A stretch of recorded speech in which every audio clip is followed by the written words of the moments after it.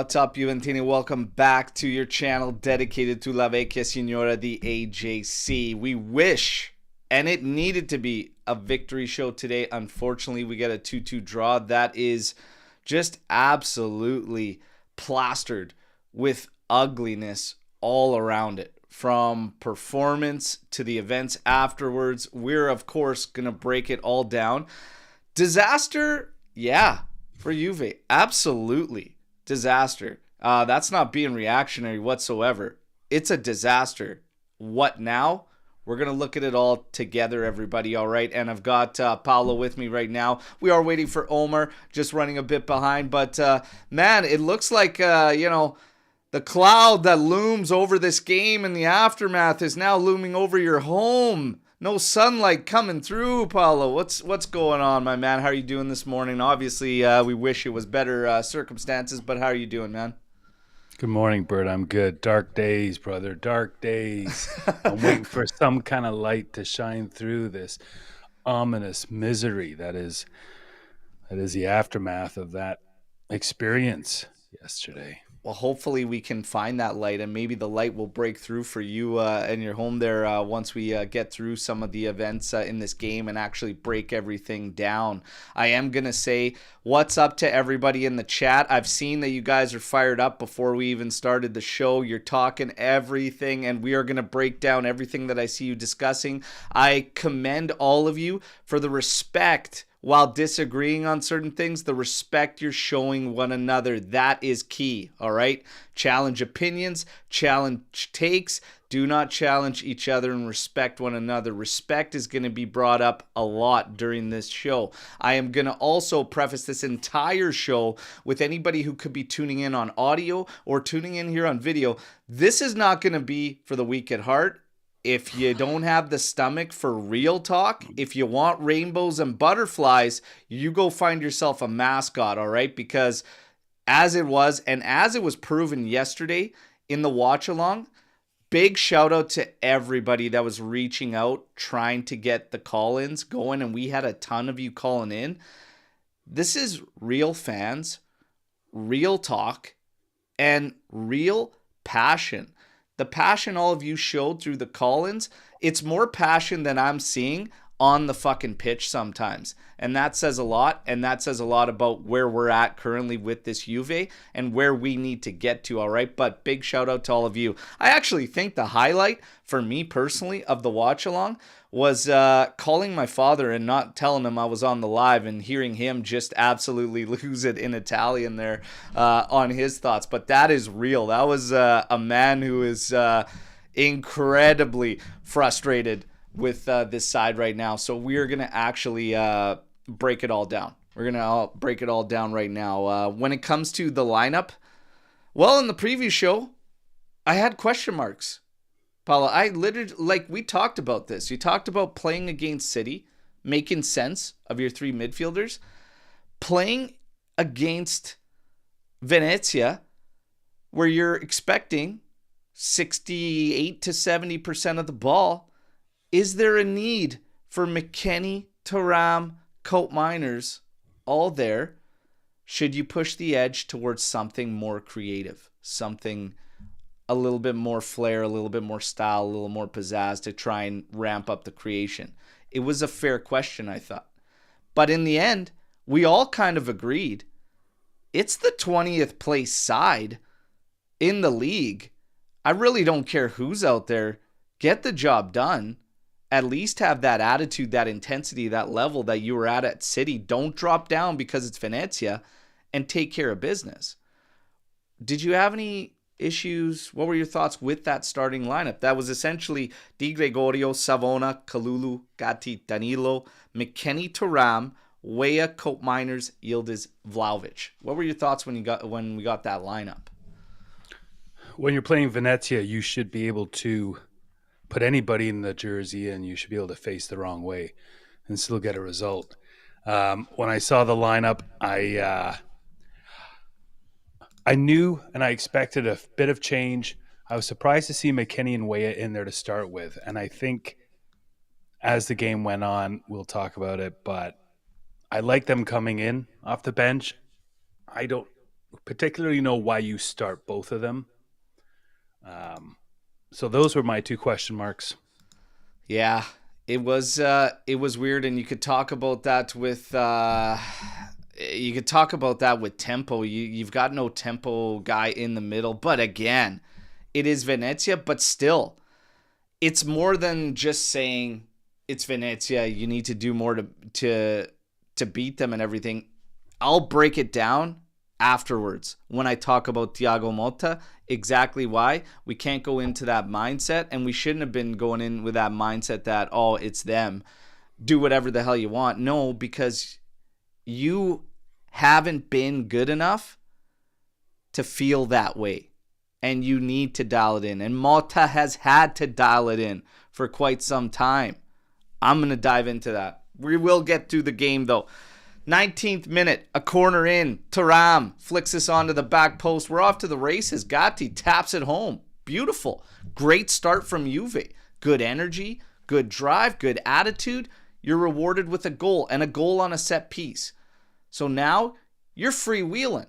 Now you can see and try to build chemistry, but still push to find breakthroughs. I still said I want open play goals against teams that want to clamp down here. I want to see us figure it out.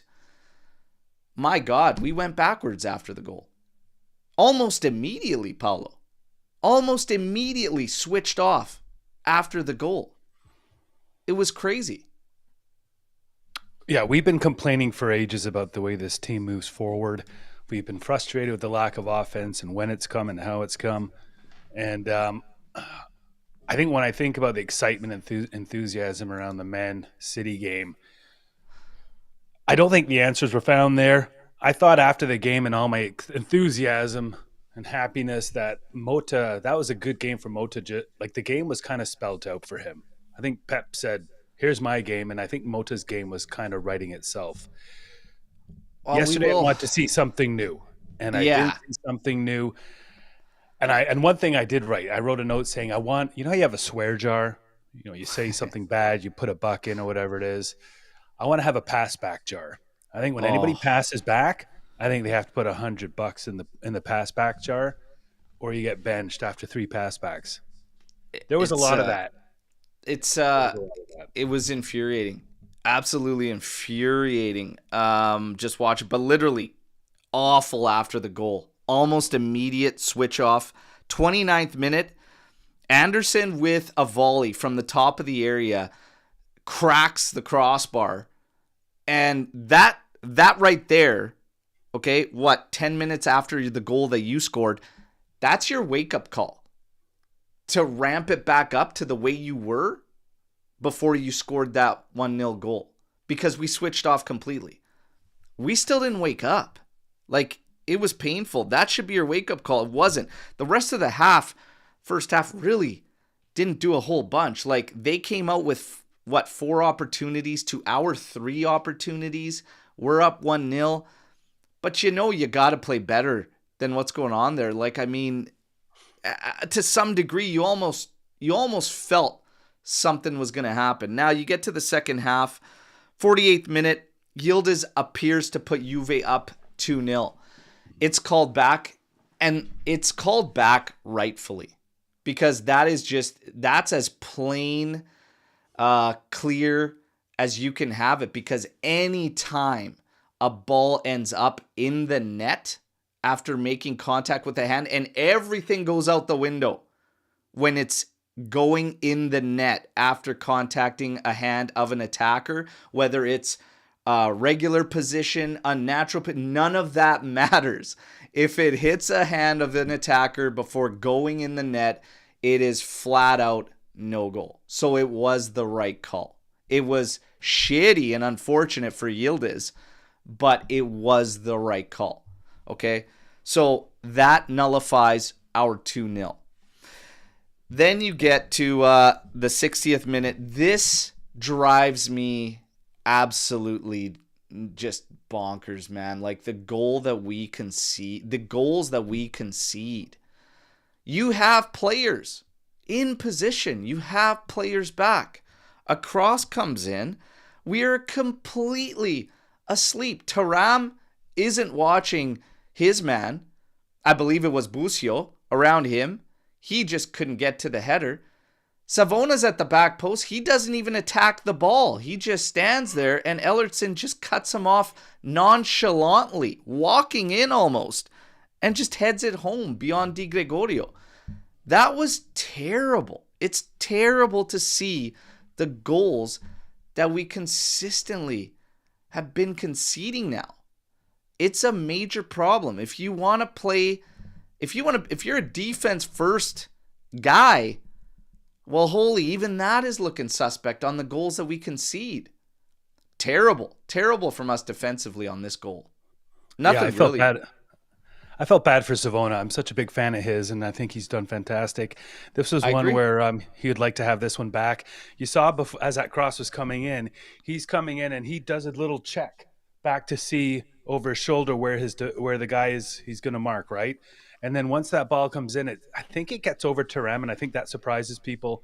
And then when it comes to Savona, he's got two guys on him. So now he went from 1 to 2. And I don't know what he did, but he actually kind of reacted and got behind both. And there was two bodies in blue there to put it in. So I feel bad for him. That was an ugly one. But he had two, and either way, he should have made some contact with the ball if possible, disrupt either of their movements. And that was an unfortunate. It was just bad. Yeah, it was bad. But like I said, I mean, yeah, overall these guys have been good. But there was a lot of guys. We'll get into it if we're going to talk about the player performances and everything. There was a lot of guys more that were way out than were having good showings, and we'll talk about that too. 66th minute. Luis had come in a couple minutes before this. This was a beautiful touch pass over the top, and this was minutes into him stepping on the pitch. And Vlahovic passed to him, a little touch pass over the top, and Vlahovic is there. It deflects, forces a big save from Stankovic on Vlahovic, just trying to throw it hard and low across goal. Nice ball. It was, it was a big reaction from Stankovic there, but something so simple. And there were shouts to boost the offense a bit before that. It was around the 60th minute. I was saying, okay, you're 1-0 up. It's nothing too crazy right now, but I mean, you do have to make some changes. You got to get some guys in. I didn't like what we were doing with McKennie before that. And it's not that it's his fault, so don't get me wrong, but we're hitting him looking for one-touch passes over and over and over repeatedly. And Cope Miners is floating around the friggin' pitch here. And I'm like, get Cope to be that freaking guy. Switch it up. That is not McKennie's game.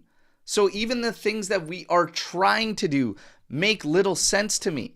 And that goes back to the starting lineup.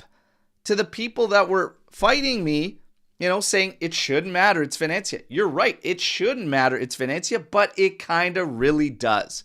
You have players. You are the one that is supposed to know what tools that they bring to the job site. Especially when it doesn't work. Exactly.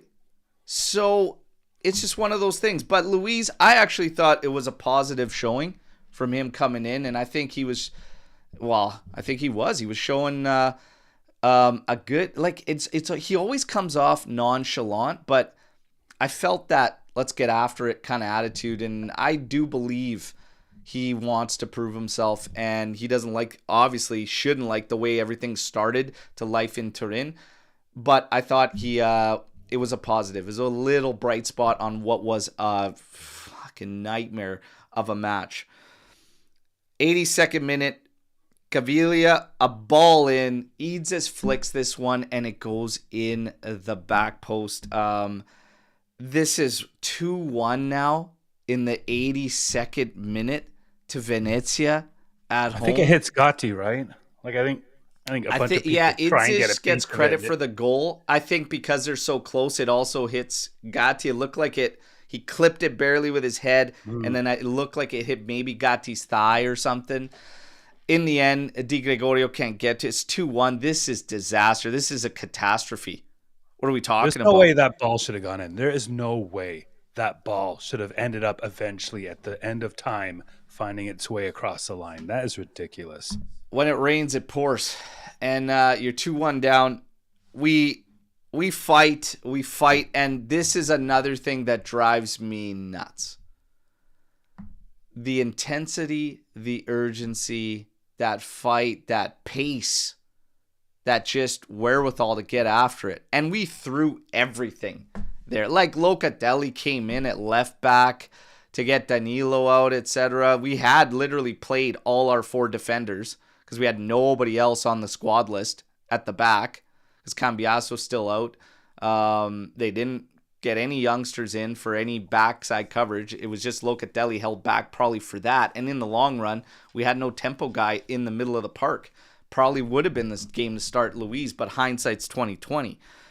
Now you got a 94th minute, a shot from Chico. It rebounds out, hits the Venezia defender on the arm there. That's got his arm extended on Luis's back. This is the right call. There's a lot of people fighting this, saying it is not a handball, etc. You guys got lucky. Yeah, we got lucky, but the call was right, and that is a handball. They got all the calls right in this one. And there wasn't much to this game. Vlahovic steps up, gets it done for 2-2. This was as weak a celebration as it could be for a goal scored by Juve because it still feels like a loss. A draw still feels like a loss. Happy for 1 point rather than nothing, but I can't really get overly excited about the goal. I was so infuriated with what I just witnessed. Paulo, were you kind of the same? Like he scores it and you're like, okay, thank God, but like, really, boys? Really? I was standing in front of the TV with the clicker ready to turn the power off. And I had turned to my wife and I said, geez, he better just get this. And I was ready to turn it off regardless right away because it was brutal. It was so fortunate to get that PK, and props to Dusan for putting it in a tough spot because there's a lot of emotions going on at that moment. There's a lot of yapping going on between the two teams. Yeah. We were, with all those subs, we were just like a bunch of cats running around out there, and somehow he gets the PK, puts it in. So I'm glad about that. I don't think we need to get into all these player ratings for a game like this. There's probably a couple guys that I just think were better than the rest. And I'm going to maybe just ask you, like, if you had to pick a man of the match and give me a couple guys that you actually did think put through good performances. Paulo. I like Thuram. I think he was strong at both ends of the field.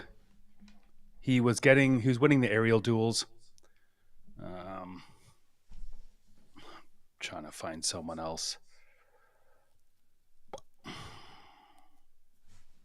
Conceição was bright when he came on. As expected. It was rough. And I have a whole issue with the way the whole team was playing. And this is just it. If you're going to go through the ratings, there's a lot of like 6.8s and 6.9s out there with like Savona, Danilo, Kalulu, Weah, Coat Miners. I'm going to be quite honest. I don't even think I had that many guys above 6.5. I had some I think Coat Miners dropped in a negative for me. Non-existent. And this continues to be a problem. Mota talked about that. We'll get to that. I think there were Gatti got the goal in the first one. Also made a mess of a lot of situations. Distributing the ball while driving it forward. Just, I don't understand what you have to wait for so long. Our midfielders were bombing forward again so early. Then they seem to figure it out that they need to build up together against a low block. Thuram was surrounded by 5 midfielders in the middle of the pitch, and McKennie and Coat Miners are already level with Vlahovic. Come back, collect the ball, move forward as a team, and then get into your positions and attack spaces. It was infuriating. I had a lot of 6s. I had a negative for Coat Miners. Yildiz, I think, did a lot of work in brutal situations, and we still pinned him to the flank. The guy's got to have freedom, especially against double teams, triple teams. Let him go where he can do some damage, even if you want to pin him out on the wing to get that extra midfielder. But I don't think you need an extra midfielder in this friggin' game. I thought Vlahovic had a good game. The events. I thought Vlahovic had a good game, and Thuram. Those are the only two I'm probably really going to put up ahead of everybody, and maybe Yildiz. The guys off the bench, credit to them. I thought Luis showed something that we didn't have all game, and you were right with Chico. Chico is Chico, and he gets after it. He's got one speed, and that's it. And I love it. I love the guy for it. It's just, yeah, this is it. This is how I play, and this is what you get, and it's every time. Love and appreciate that. So those are the guys I'll put over and above.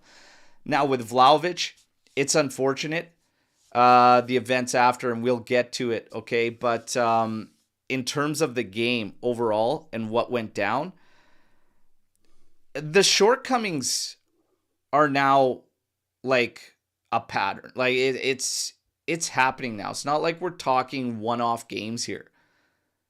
This has been a long time that we have complained about ball possession and the lack of creation. I talked about it. We all talked about it. Man City is Man City. That game plan set itself up. Yeah. Again, you're going now to what everybody expected. And if you didn't expect a low block, shame on you, Mota. Okay? Where have you been? Everybody knew that was what you were going to see. He continues to go so robust in the middle of the pitch. I don't understand it. And even further beyond that, we are in mid-December, and this team does not know how to work together to create space for one another, to work with each other, to get into positions that can cause damage. This is insane to me. It's insane to me. Again, like the amount of times I see Danilo yesterday pass the ball forward and just stand there. Dude, and he's in the way on a couple of them. Like you dished it off 4 feet to Yildiz and you just stand there. Man, you're just leaving that defender in an area. You've taken away his ability to cut in. Dish it to him and get up that damn line and take a defender with you. Open something up for him. Of course, he's going to have nowhere to go. And that happened a bunch of times. And it wasn't just those two. It was everywhere across the pitch. Dishing the ball and then standing. That is not how you play. If you want to play that type of game, you got to know what you're doing. The contrast is a team like City. And yes, way more talent, etc., whatnot. But this is Mota's game. I said, the City, that's not his game. If this is your game, this is supposed to be your bread and butter. I expect ideas. I expect it to be way better. Otherwise, you are better off throwing them the ball and trying to strike back at them. Because if this is the best you have for ideas with 70% of the ball and continuously only getting one big chance a game, barely double digits in shot attempts, you've got a major problem. Yeah, I've got issues with how this team can continuously not take a step or get any chemistry whatsoever against these low blocks. It was crazy a mess. To me. And it wasn't even really a low block. It was kind of a medium low block. Venezia actually sat a lot of people high. They were trying to disrupt Juve coming in across the center line. And it wasn't until, I think, the 5th minute that we actually got our defensive line over the halfway line. And we were passing it left and right, and the crowd started to react already. And that was like 5, 6, 7 minutes in. Their impatience was starting to be heard. And what really frustrates me about this whole situation is I feel like I've seen this every I was going to swear, but I'm going to try not to. Every game I see the same thing. We slowly crawl up to the halfway line. And this happened with Weah. It happened with Danilo on the other side. The ball goes to Weah. He does this kind of shake. And the blue shirts kind of set up around him. And then he shakes and passes it back. And he gets it again later on. Shakes, looks around, passes it back. The runs on either side had already happened. And even when we were coming up to the halfway line, you saw guys trying to make runs for long balls, right? To break the lines, go over the lines. Those runs happen. The guys don't do anything. They pass it left. They pass it back. There was so much stalling happening up that right and left side. I can't believe Weah wasn't pulled earlier because he was completely hopeless, wasting opportunities. The defense were not on the wings, were not high enough, and they weren't doing those give and goes, those overlaps. And the mill was just, for having so many midfielders, how we don't have any real strength down the spine in the middle with movement. I don't get it.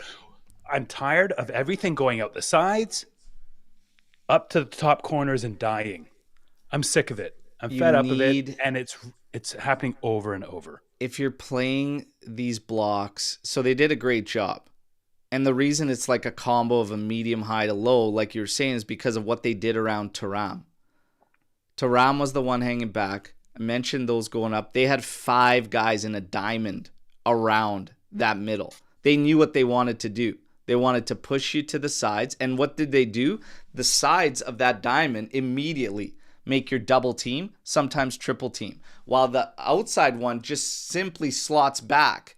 They had times had 6 across the back, and sometimes 8 at the top of the area. But like the amount of times this team got to the top of the area and had no friggin' ideas than to go all the way back to Gatti and then sometimes back to Di Gregorio is infuriating.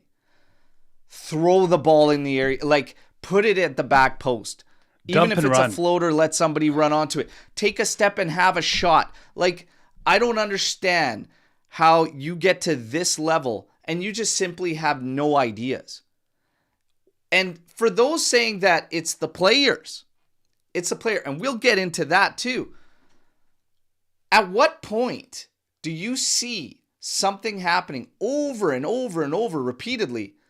What's the point of having a coach if nothing changed? If it's all on the players, then why do we even have a coach? So the players don't know what they're doing? Okay, let's go find players that know what they're doing. What's the point of a coach then? Is it a guy to just give rah speeches? No. I'm sorry. He's not getting a wash from me. Like, it has to get better. Again, we don't need to jump to the point of this guy needs to leave now, but hey, something's got to be done because we got to talk about other things, but I'll talk about why we need some type of intervention, okay? I'll tell you why. But first, the Vlahovic situation. This is tough to weigh in on. And the only reason it's tough to weigh in on is because there's a million different stories. Okay? There's a million different stories.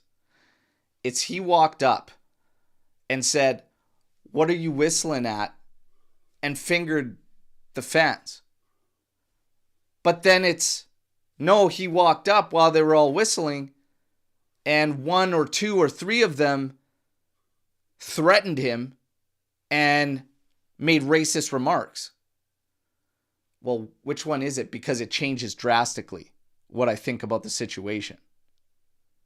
Because if he's reacting like that to whistling and jeering, yeah, he's in the wrong. Settle down. Like, that's about as light as a fan can voice their opinion, whistling and jeering. If they made remarks like that, I have no problem with him firing back because that's over the top. And I would go as far to say that if they made death threats or any kind of violent threats and racist remarks, we use technology to get guys banned with racist remarks and everything against opposition. I would want those guys removed and banned permanently. Because that doesn't help anything. So that's kind of where I'm at on that whole situation is I want to know exactly what the hell happened, but we're getting a million different stories. Today, Vlahovic, he did put out his post and he made no mention of the details. He just simply kept it short and sweet like, hey, I understand the difficulties we're going through. I understand the frustration and I can appreciate that. We need to all stay together and be strong, united. Tutti insieme, the same, classic PR thing. He didn't make any comments to why he reacted that. Not knowing that is the key for me because it changes things. I want to get your thoughts on that whole situation, and then we're going to talk about little points outside of it, Paulo. Yeah, without being there and hearing it and seeing it for yourself, it's hard to say. Yeah. There should be technology in and around a stadium, especially the one as new as that one and modern. And they got to keep an eye out for stuff like that. If there's no place for racism and discrimination anywhere, and if the fans are saying things and doing things like that to anybody, I think there needs to be accountability. So not knowing what really happened, I think the fans have a right to be angry, frustrated. I think Dusan and the boys kind of had their heads down. I think they have reason to be disappointed in themselves. But right now, until there's clarity, I think that's how you play it. The next day, cooler heads prevail, and you say, "Oh yeah, absolutely." But it's really about that first initial move. I know that there's a lot of videos out there about the Curva chanting "Viola, pezza de merda," like, and going all out. You're not worth the stripes, etc. And I saw that going off while he was going back into the tunnel, into the locker room. So I know that got ugly and whatnot. But it's that key beginning moment that kind of really dictates how I'm going to look at it. But all I'm going to say is this: regardless, it's ugly as hell, and it adds to the disaster because it's like the last thing you need. And it's ignorant because he's not even really the problem.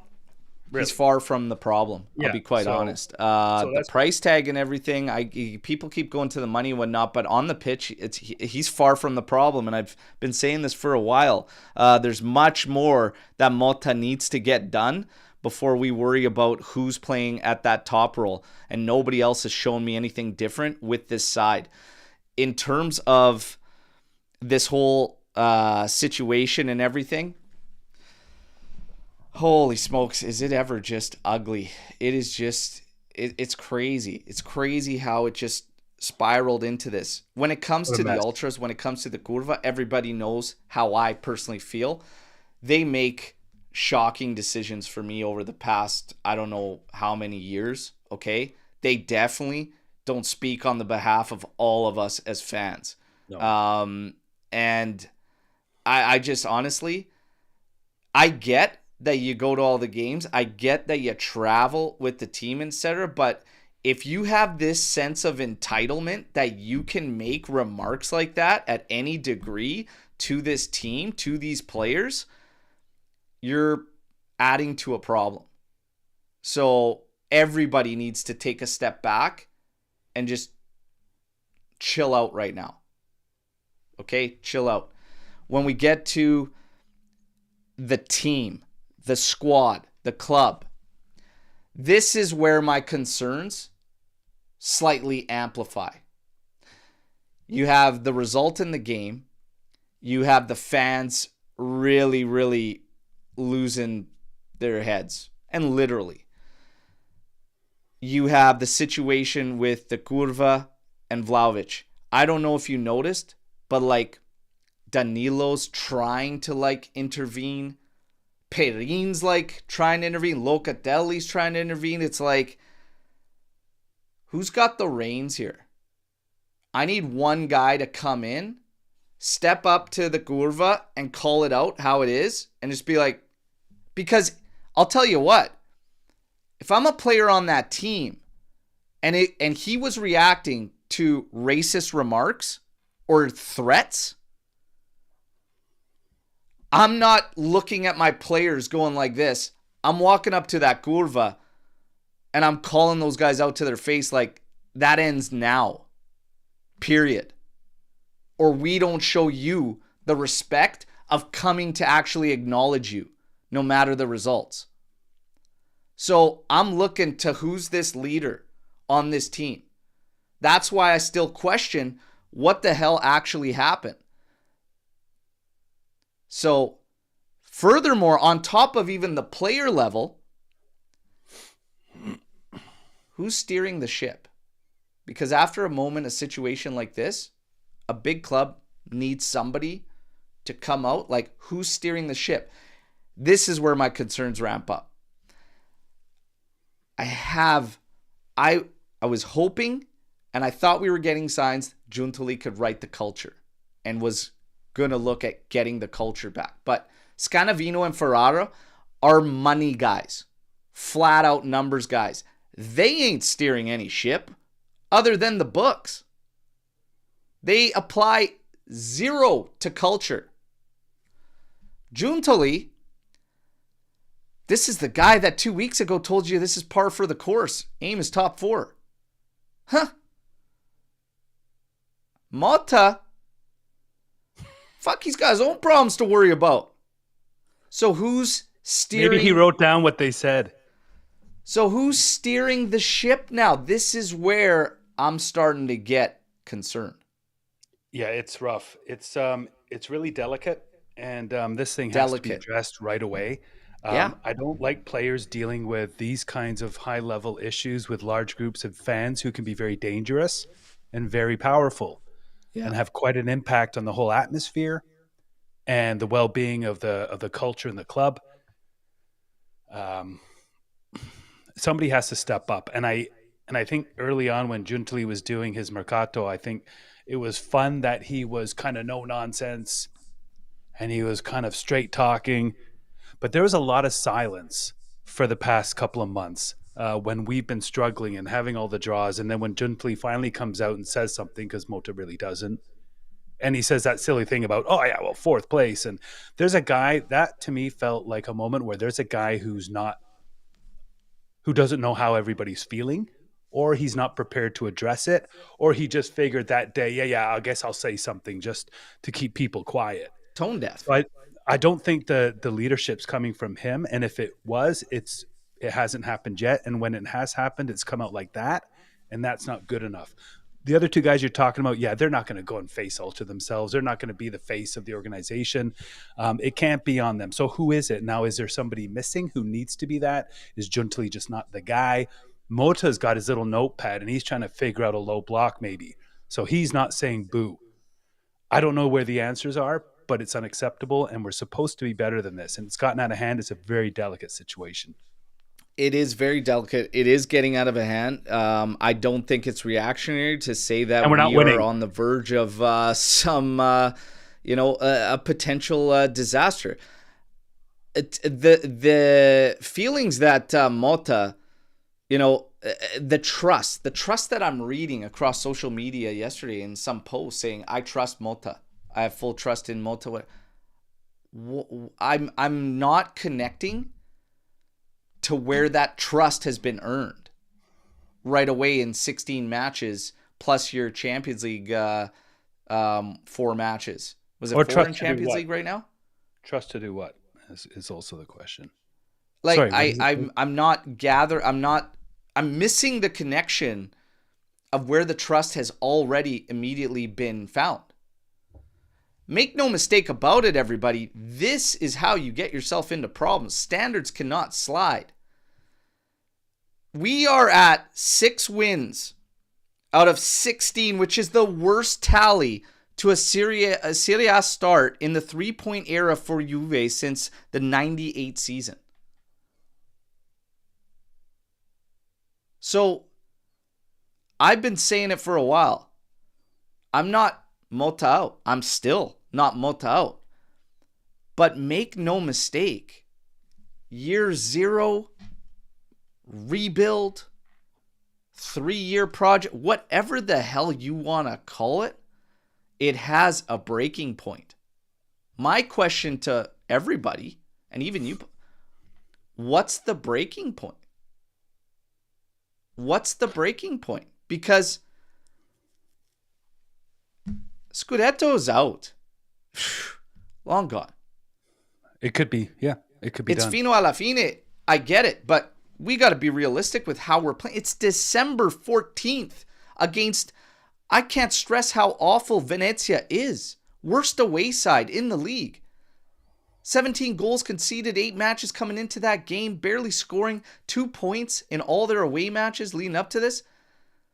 You almost lost that game. You probably should have lost that game based on how it went down. That was a loss for the exception of that little moment of fortune. Yeah, it's you're at, what are we waiting for? Double digits chasing fourth? The teams above us aren't losing. They're scoring a few goals a game. They're beating everyone they should beat. I was thinking about this yesterday, and I was wondering, okay, number one, I think the organization's done a poor job of properly marketing and presenting the project, because the off season was all over the place. The Mercato, I think, didn't turn out poorly, although we were short a few players. They didn't package this up very well. Sometimes you think, is it the players? Do they have the soccer intelligence? Do we have the right players? You think, is it the coach? Are the players capable? Did he pick the players as part of this project? How are these his players? Is he wanting to execute something where he doesn't have the players? Maybe he doesn't have the subs because of injuries, but are these players that he has not capable of executing? And are they constantly going out every week and not executing his game plan, which we should trust and which is clear as day to them? And I don't have the answers to that. I only think the players and Mota know this, and maybe Giuntoli know this. And I wish there would be clarity, because I think fail to. And sorry, this my is, last point is that I think the players we have are. I think we have enough good players to execute whatever it is he's trying to do. Oh, I agree. Joey's 100% right. If you don't get top four, that's a disaster. That's a disaster. And it's just ugly. It's ugly. The lack of clear, definitive plan. And like I said, it's a game planning problem. Like, you're facing this low block, but it's the same shit, rinse and repeat. So if you want my trust, I don't know what I'm trusting in.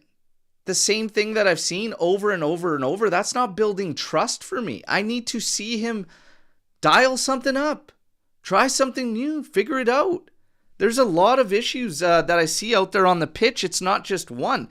For anybody that, because a lot of people have been saying this, the players, this is one of the worst rosters we have set. I am not able to sympathize with the fact that this roster can't get a job done against Lecce, Cagliari, Parma, Bologna, and especially Venezia at home. I am not there. And if you're there are teams above us that have a new coach, that have new players, that are balling out. Even if they weren't getting results, their game plan is clear as day. They know what they're trying to do as a team. They are playing as one. There's a lot missing from this Juve. It is concerning. I have been concerned for weeks. I don't think we need to blow anything up right now, here today. But Motta's got a hell of a job to do that he should have been cutting into already by now. And he's had, even with injuries, everybody, he's had the options to dial something new up. What did I always say? I was backing Motta for the choice because I didn't think we were picking a one-trick pony. I'm concerned we might have a one-trick pony. I am concerned he's a one-trick pony. And you can have a game plan, like Mike Tyson said, but once you get punched in the face, game plan's out the window. Guess what, Motta? You're taking hits. You're taking shots, buddy. Juve's taking shots. What do you got now? What do you got now? We pissed away any shot of momentum that we could have built off of Wednesday, and that's a shame. And you did so in your own house. I remember a few weeks ago, probably about a month ago, we were counting wins before they came because we were looking at the schedule and we're looking at all these shit teams. And no offense to these other teams, but they're shit. Like, let's not. I don't care who's on that team. Those teams below us, most of them are shit. Like, we should be able to beat them with basically anybody. And we were looking at that schedule, and I think we were counting points before we were playing the games. And naturally, to be expected because of our standard, because we think we have good players. Because Mota ball is supposed to be something. I still don't know what it is. I have an idea of what it is. And I said to you, I need to see it. At Oh this yeah. point, I really need to see it because I'm not sure. And I wanted to do 3-0 yesterday, but I laughed at myself and I said, "Oh yeah, well, if I was on the show, I wouldn't say 3-0 because I'd say, oh yeah, I need to see it." But I was excited, right, from the City win, and I wanted to say 3-0. I mean, it might be undefeated throughout the season and finish in seventh. Like, it's crazy right now. But I wanted to see it, and we haven't. So something's got to give because we're losing points, Where are bleeding you points. at? So you're with me. Like, the players, I think this squad is definitely capable of more than we're getting. Absolutely, Yeah. I. It's we crazy should to be able to me. beat anybody, especially in Serie A. Counting the points, uh, it's been weeks now that I've been saying I'm on a game-to-game basis right now with this team. And show me, like, we talk about the shortcomings on the pitch. You talk about an attitude, a grinta, an energy about you that comes and goes. And it does so in matches. Usually you're there switched on for a fraction of the game. More often than not, and our players are saying it in interviews, they got to get slapped in the face. Yesterday was the first time we got Cope Miners substituted out, other than when he got the rib injury. But we got him subbed out. Mota's going to have to figure something out. Mota finally comes out and says, Cope Miners isn't translating the way it should on the pitch because of me. Yeah, no shit, because you're not actually playing a 10. And everyone's been saying, you know what, drop him back. He'd probably clean a lot up because he's still good on the ball. He's still smart. He's effective, whatnot. He doesn't have to play in the 10, but you're not using anybody as a 10. You got this hybrid half-ass thing going on with your outside midfielders. I'm sorry, he needs to do way more. And I'm not sympathizing that this roster isn't capable of doing more against these squads. It's crazy to me. It's absolutely crazy that he just gets this, like, seemingly this pass because it's year zero or whatnot. I'm sorry, like, somebody at this club needs to set the standards. Everybody seems to be at this different level. Kalulu's coming out here saying, oh, this result in Milan, this is a good result. Thuram's standing right next to him saying, this ain't a good result. We should have won this game. You got Vlahovic saying, oh, yeah, we need to be way better. We need to stop getting slapped in the face. You got Giuntoli coming out saying, top 4 is what we're going for. There's going to be growing pains. Who the hell is going to be the guy that steps up and says, this right here is not Juve? We got a ton of work to do. We got to sort it out, and it has to happen now. Who's addressing everybody? Giuntoli, Mota, players. Guys, this is the line. This is the line. We draw the line here. This is where we want to be. Anything below is unacceptable. Who's doing that? There will be nobody, everybody, and that's the problem. I am getting to a point where I'm starting to see, until we get that culture shock and that culture change, which I actually thought Giuntoli was going to be doing, apparently it ain't coming from him. So it ain't going to come from Elkan. I'll tell you that. So we're in crisis. We got work to do. This was supposed to be the month that we got points rolling. For everybody that needs to understand what Paulo's saying when he says delicate, like, he's 100% right. It's a delicate situation right now. January is Torino, Derby della Mola kicking off. Atalanta, Milan, Club Brugge, Napoli, Benfica. Yeah. Let that sink in for a second with how we've been playing and what just happened with Venezia and everything in this month of January. Again, remember what I was saying about breaking points. This is, it's going to be intense, everybody. If Mota thinks it's hot in the kitchen right now,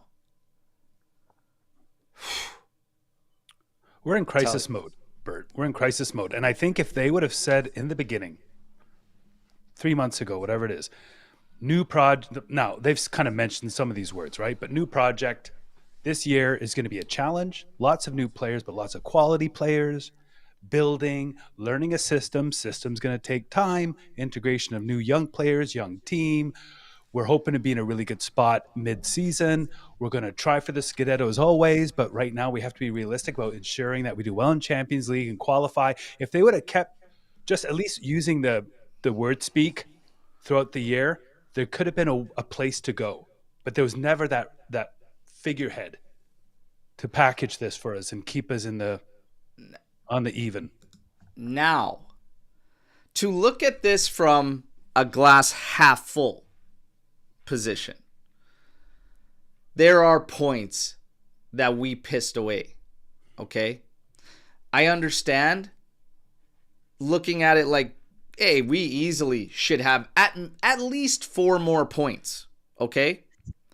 Which would put you at 32 points, which would right now put you in third, albeit Inter and Fiorentina would have 2 games in hand on you. Lazio would have 1 game on hand on you, okay? So you might still technically be at 5th spot. 1 spot higher, 2 spots higher than we are now, okay?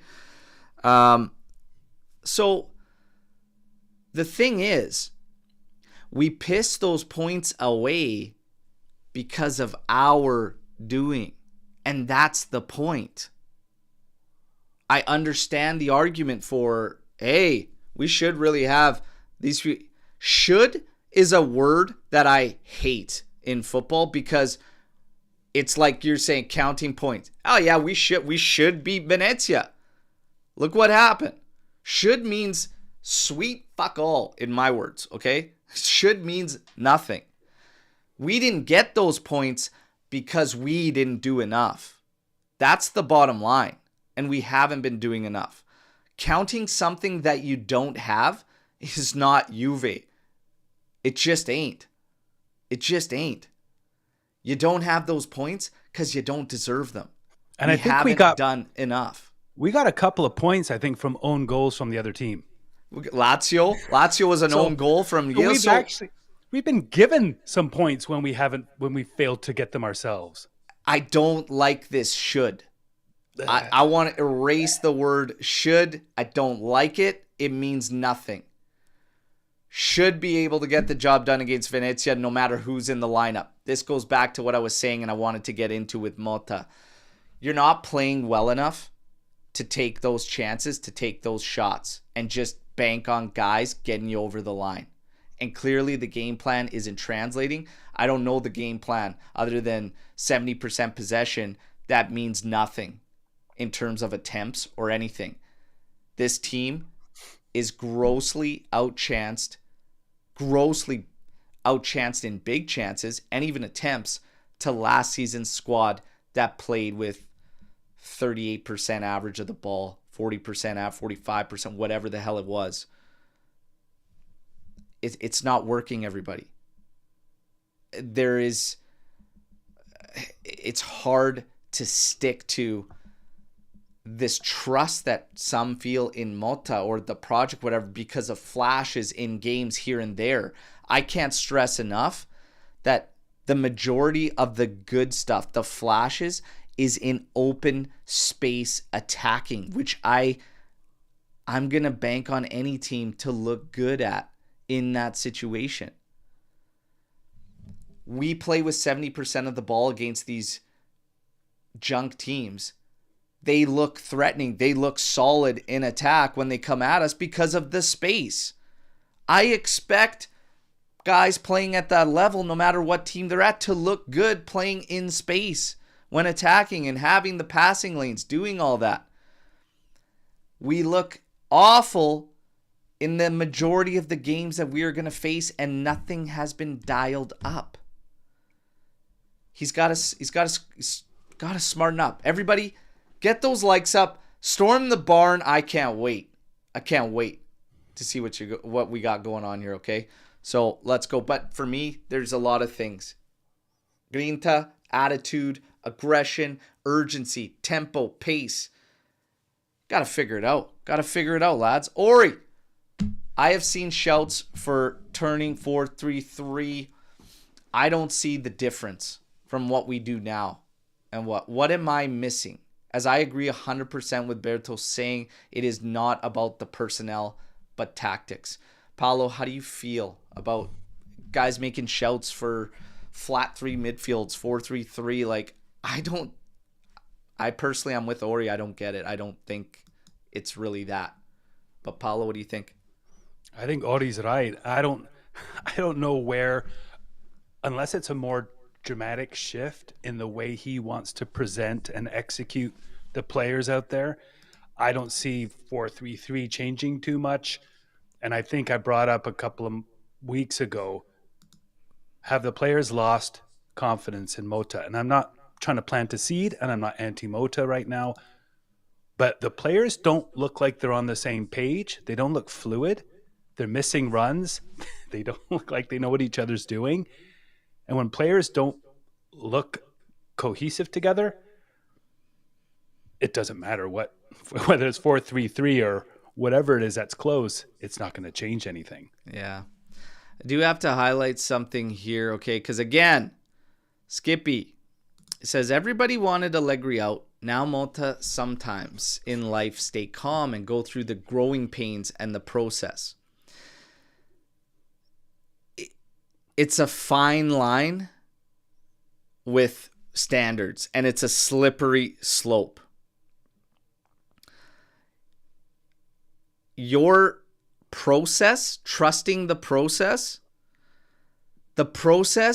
gets destroyed if this team doesn't make top four financially. The process changes dramatically. They're already banking, like you could see it all around us. They're banking on round of 16 in Champions League, which I said that's risky business. Domestic should still be your priority if you're a new team, fresh project. I'm telling you, this trust the process things, you still have to get a job done on the pitch. Juve had fired coaches that finished in second and third. We have fired guys recently that had trophies to their names. Sarri, Pirlo, Allegri. I'm just saying, you can't just say, trust the process no matter what. You can't. He doesn't need to go now. But my God, if we finish out of Europe with this team, with the amount of money we spent, I need to see a drastic turnaround in what's going on the pitch. It's going ugly right now, and it's going ugly everywhere. Not just on the pitch. It's bleeding out from the players, attitudes, etc. I said something for like weeks. Yesterday, Guido Vacciago from Tuttosport, who actually has sounded out like good takes in moments. Yesterday, he's where I was at 2 weeks ago, saying like we've actually taken steps backwards. Attitude seems defeated. Lack of confidence. Lack of ideas. Guido, welcome to the dark side, buddy. Okay? Took you a couple weeks, but everybody could see it. We need a major shakeup. So winter mercado, 2 defenders, 2 strikers, and Dusan and Fagioli out. Sorry, Nico. Been an investment, plus 1 year waiting, plus coaches, but the player is just not showing anything after Leipzig. I stand firm on what I believe, that Dusan will be dealt in the summer. I think it was always heading that way. Maybe that even adds to everything we're seeing. Some were saying that Dusan's attitude's been off for a couple games. They felt that way. I mean, maybe you look back at the situation with Dusan and Fagioli, that weird look thing. I did watch that video clip. I don't really know how to take any of that. There's zero context to it. But I think attitude-wise, I don't know. Is it a striker that's infuriated with the lack of service and still coming up with goals here and there and still getting shit on? Maybe. One way or another, it doesn't seem he's willing to do anything about his pay, so I think it's always out in the summer. Would I move him in January? No. I think you look to find somebody in, but I don't think you're getting a striker coming in. Nico's back fit. Milik, eventually, when they track him in the triangle. Other than that, I expect 1, maybe 2 defenders. there is talks about Henko all of a sudden picking up, having an agreement in place with Juve, and apparently that doesn't stop us, according to Nico Skira, to still go out for Silva. So we'll see. Do we need to? I don't understand why this team needs to spend money in January. I don't understand why we couldn't have got somebody from free agency, why you are adamant about not getting somebody back on loan. Like, it's just wild to me. We have no money. You're forced to sell, but you're still looking at purchases. Yeah, it's a struggle, but we do have to pick up at least a defender. Do you think we need two, Paulo? To his question? Ideally, if you're playing with 4 back, you have 8 defenders, 7 at least that can start at any time. The light is coming into this room. I thought the glass was going to be half full, so I'm going to try and be positive. I do think we could use some help. I would like to see 8 defenders, especially if you have guys like, what's his name, Hanko, yeah.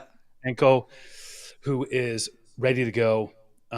If Silva gets in the mix at a decent price, he might be a long-term value to the team. He's young.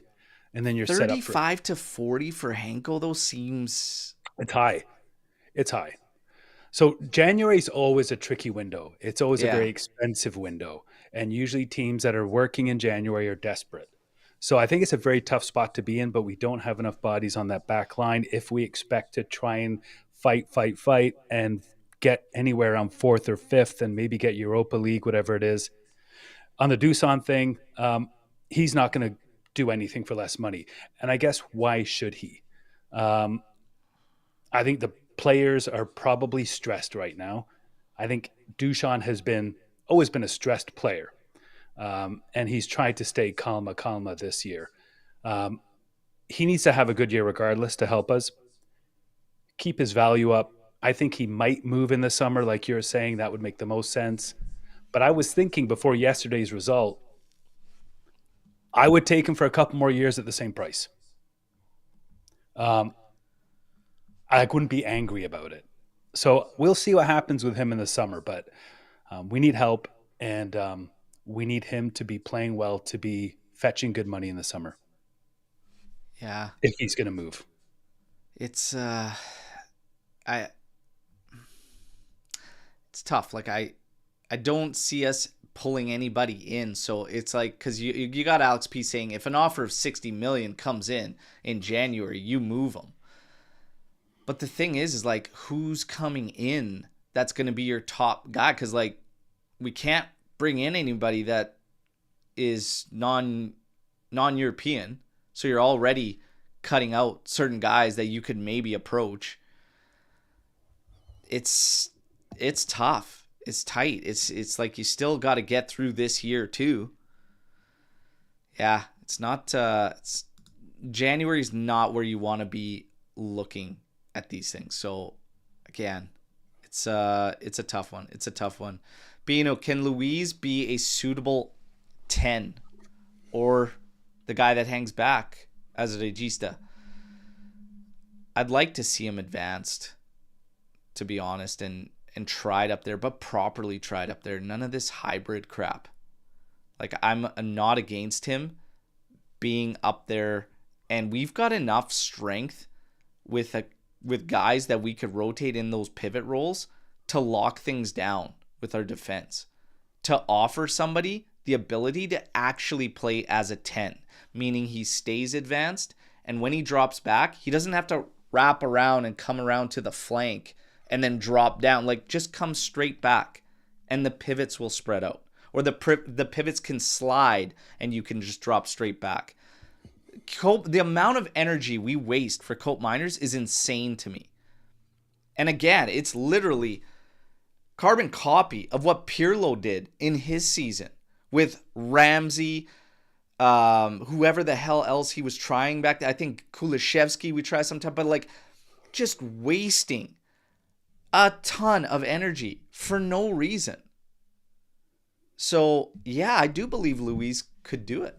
I do believe he could do it in that 10. That's where I'd like to see him play. What do you think, Paul? I think we need something down the middle. I've always said since the beginning of the season, I really want to see us own the middle.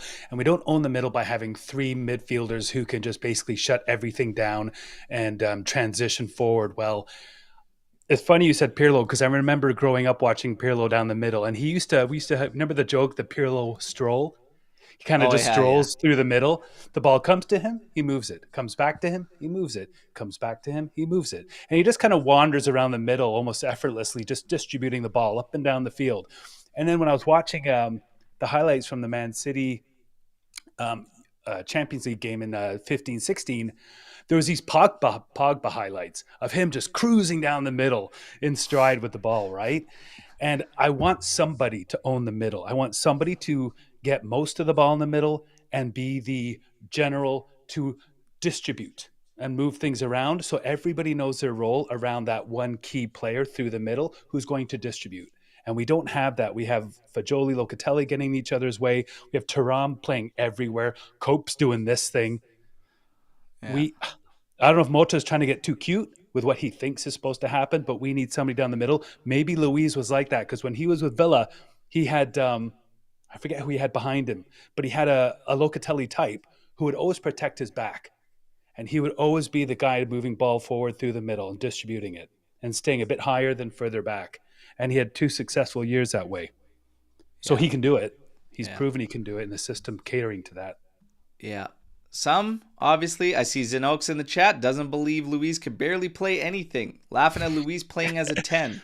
I would challenge you to tell me, name any guy on this team that has done a touch pass, like even just the one we saw yesterday. Just give me. And Luis was how close to hitting that bike yesterday, which would have been absolutely sick.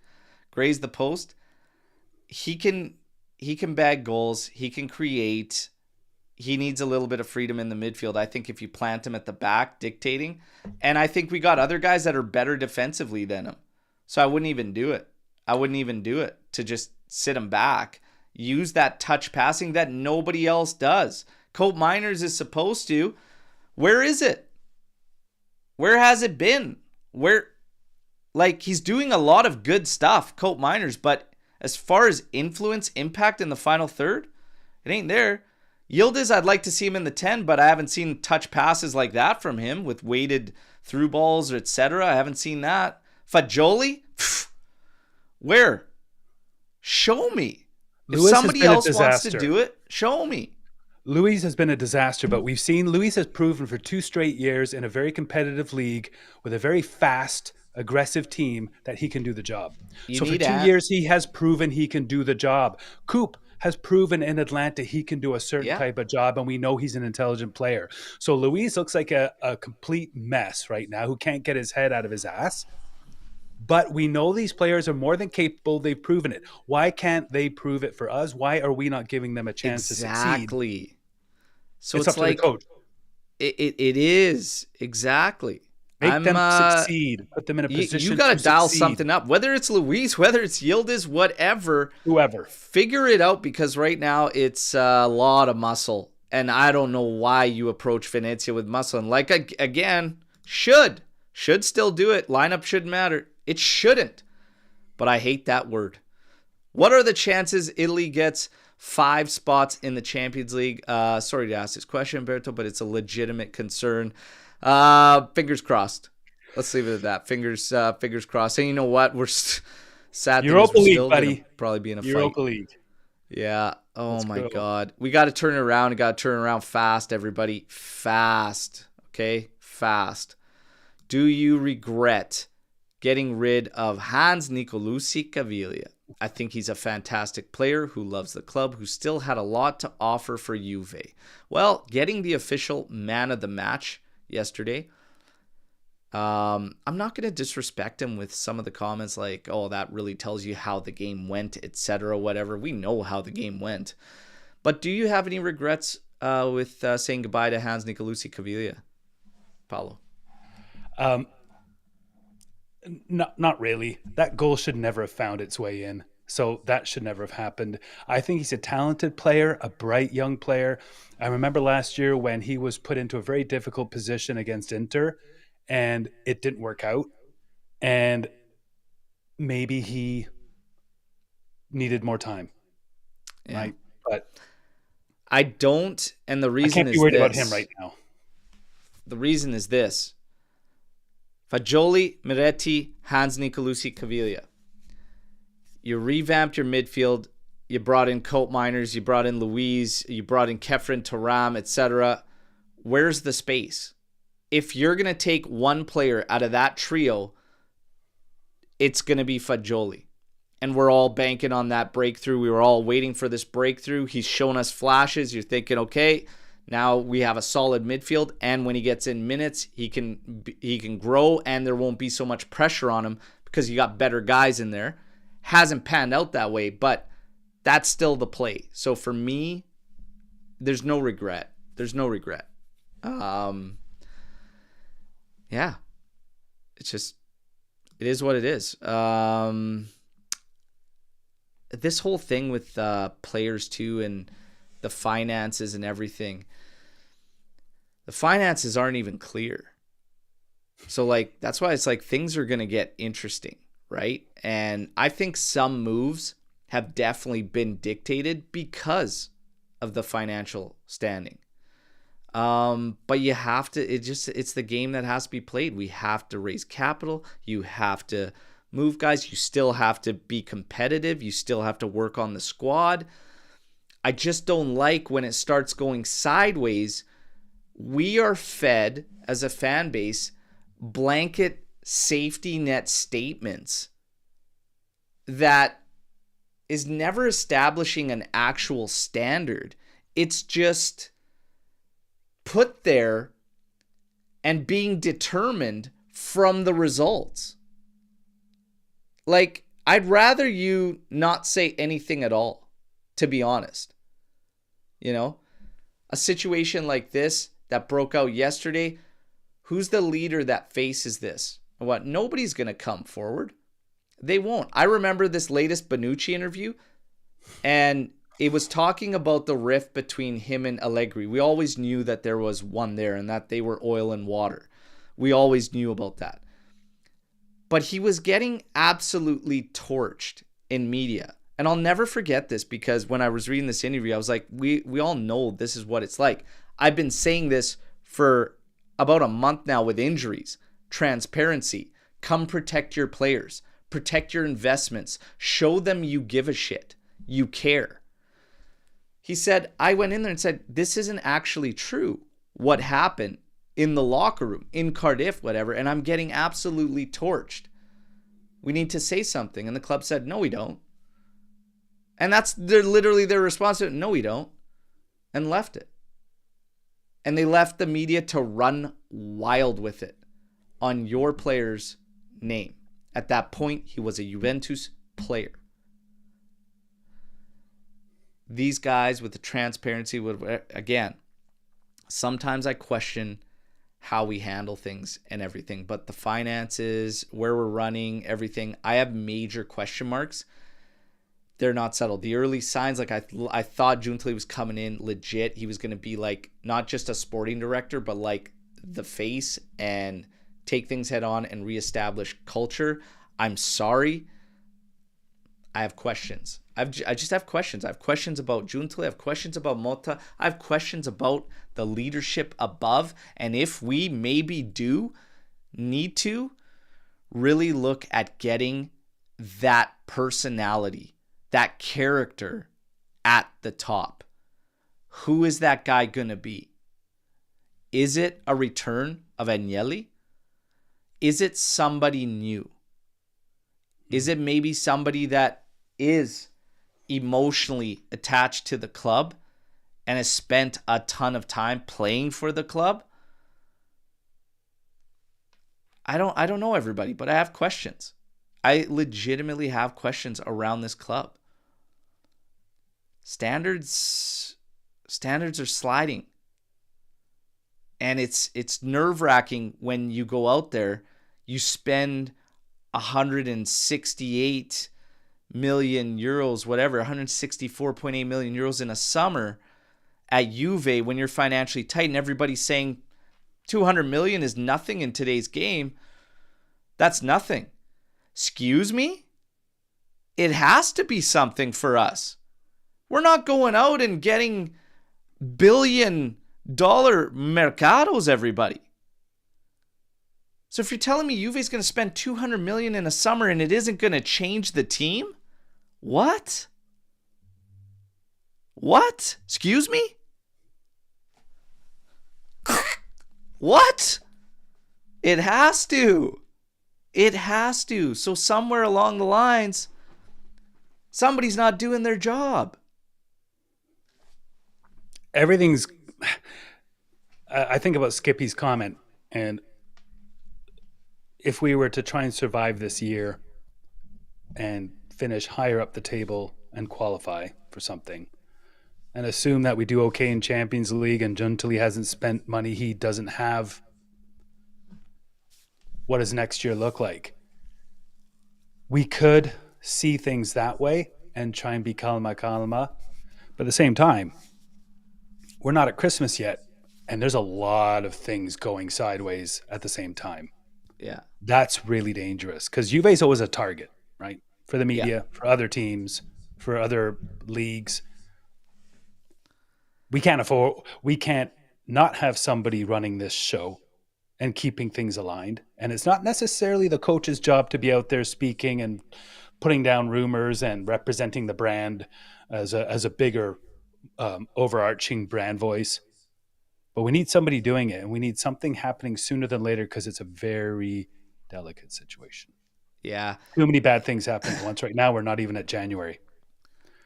Yeah, it's just there's concerns everywhere from the pitch above, and it's just it has questions. It's like I wish I put it this way to Skanga yesterday because Skanga said, I'm not going to hit the panic button just yet, but I'll tell you what. He's like, my hand's kind of getting closer to the button. So I wish I told him legitimately yesterday, I said, I wish I was of that mindset. I wish that I could just switch it off. Oh, yeah, no, it's going to be all right. Like, yeah, it's not looking good right now. It's kind of ugly. He's literally the meme right now of that dog sitting in the fire sipping his coffee. Yeah, this is fine. And the building is just burning down around him. It's getting intense. It's getting intense. We got to do a lot of things better, and that's just it. It's a lot of things better. Things are trending in the right direction with injuries, guys getting back and everything, but you have to be able to build off that and build off that momentum. The fact that we were unable to do that against 20th Venezia, awful away from home, in our house, and build that, it's a red flag. It's a red flag, and it's a clear indication things are not well. Attitudes of players changing, shifting is also a sign. The fact that all these guys look confused as to who's going to take the reins with the situation after the game too, I need somebody somewhere at all levels to step up. Just step up. Be that guy. Be that guy. Let's go. We got to right the ship. You need leaders right now, and I get it. We're young. I get it. Lack of experience, but you know what? I didn't tell them to go with the 24-year-old team. You built this team. You figure it out. You figure it out. Now, let's keep it rolling. Think this is the catalyst to a turnaround. If you get wrecked by the pundits, the media, and now the fans, and you don't turn it around, I'd be dumbfounded. But how many times have we said should be the catalyst for a turnaround? It's December 14th. I feel like we've said it maybe a handful of times already. Okay, you got to build off this big comeback draw against Inter.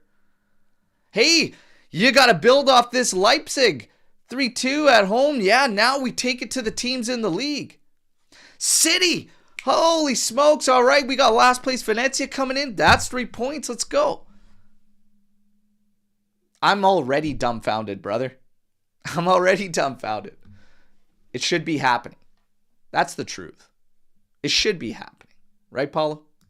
Yeah, but there's a good point in that you've added this layer of players versus fans now, which wasn't there before yesterday's game. I mean, it might have been there in an underlying way. Will that help or be worse though? I think you're adding more shit on the pile. And I was thinking, can we get to summer and look forward to a better, more complete year next year? The question could be, with this pile getting bigger by the day, can we make it to January? And it's not to sense to kind of seed panic. I don't want panic, and I'm not. But I think there's too many things happening right now at once, and that's really dangerous. So the Yeah. catalyst could be what happened yesterday with the players and the fans, because that is a new, like, when does what breaks the back? What straw or what layer is added that just makes things fall down? If that is the risk. And the way it all got handled yesterday, my concern is that now this also could bleed into the locker room. From If it what hasn't started, already. yeah, from what started with the fans yesterday, the concern is it bleeds into the locker room. And I could see it happening. And especially, like I said, the way it all unfolded and what it all depends on, and not for what we think, because at the end of the day, it doesn't really matter. It's just our opinions and we're shooting the shit as fans. But it matters for the locker room what started everything. Like I said, if in fact there were those types of derogatory remarks and threats hurled his way, the reaction that I saw yesterday would lead me as a player to be upset. To be upset that it was taken so soft by my teammates, by the leaders of this team, to not draw that line and break that up immediately and shut those guys, telling him to calm down and all that. I would have gone a completely different route if that's in fact what happened. That's just me. That's just me. Like I said, I don't know. It's ugly though. Like I said, the whole thing, no matter how it played, what went down, it's ugly. It adds to the shit. It's yet another thing this team has to overcome. And it's a damn shame because you got a canceled out goal from Yildiz. You got a bike that almost went in from Luis. You're inches away here and there from getting this game over the line where we would all be frustrated, but it wouldn't be catastrophe. You know what I mean? You'd be frustrated like, man, it shouldn't have been that tight. There's that word again. But you know you got to work on stuff, but you still got the job done, found a way, got your 3 points. There's a positive to take out of that, right? It would have been a lot different, and it wouldn't have bowled over like all of this. Yet, here we are, right? So it's a fine line. But football's funny like that, and it can be fickle. Dushan's even said, you score, you're king of the world. When you're not bagging them, you're the worst in the world. I feel really anxious about players being the managers of fans and their behavior and their responsibilities. In our society today, I think it's very dangerous for players to expose themselves more than they already are every day they're out there on training and on the pitch during games and whatnot. So I think the organization has to really step in and do something. One thing I did like was, I think I'm noticing when they scored, they did it twice, even on the Yildiz goal, which wasn't a goal. I like some of the chemistry between the players, and when they score, they kind of do a huddle thing. They do a little kind of like, I feel like there's some really good chemistry with the players, and they're not giving up. They're not blaming each other. They're not downing tools. And they're struggling. Like, if I'm Coop and I'm Louise, I'm like, I need to get this right. Yeah. And I'm Vlahovic. I'm like, I don't want to leave. They gave me the money. Like, there's players who want this to work, I think. So it'll be really interesting how the organization handles this fire that is burning the city. Yeah. And that's what we're looking for. How do they handle this, right? I expect nothing. I expect same old, same old. We got Cagliari and Coppa Italia Tuesday. We'll talk Coppa Italia, but I mean, you got to get through Cagliari. And where's our confidence level at in doing that even? Again, there's that word should. You should be going through to the next round. Where's our confidence level in that? What did you see change in the last 5 games on the pitch in terms of directions, movements, etc.? Again, yesterday, the only change I saw yesterday was that we were actively getting 2 midfielders consistently forward. What frustrated me was that we were hitting McKennie so much with him needing to be the one to make the next quick pass in the sequence for the ensuing runs, etc. But I still see a big lack of movement. The legs just aren't going. We're not taking enough risks with the ball, like no through balls, no balls over the top, etc. Like, I think that's maybe why everybody was just like, okay, Luis looks good, whatever, because at least he's taking those shots. Like, he's trying to make those passes. And that's where we've gotten to. So that tells you a lot about the game, that we just appreciate one weighted pass. Says a lot. I'm not seeing a drastic change or new ideas or anything. I'm seeing rinse and repeat, which is why, are we really surprised? Are we really that surprised? Like injuries, etc. I said these players can come back. This team doesn't change until Malta changes. Bottom line, that'll be the story. Maybe he does need to change his setup a bit. I think that's a start. I think you have got to find a way. I don't know how you do it. I don't know if his words are lost or they're not translating.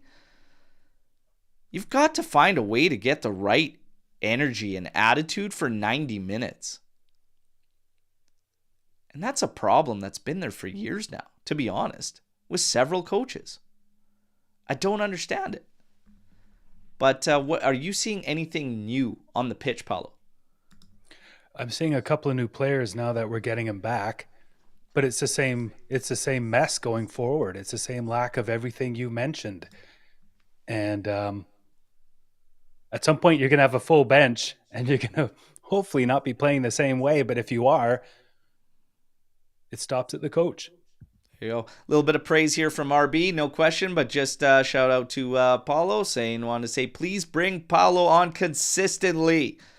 Knows his stuff, speaks a lot of sense. Ori, pick 3 players to part with at the end of the season. Who are they? All right, chat, here we go. We all love the hypotheticals, the speculation, whatnot. Give me 3 players to part way with at the end of the season.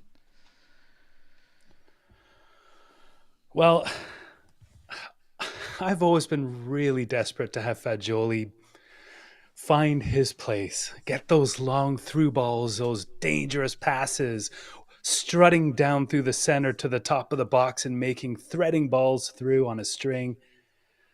I don't know if it's happening. He had his chance. I think if we need the money, and if Luis, like I said, gets his head out of his ass, we could move him. We could use the money. There's one. It's probably an obvious one.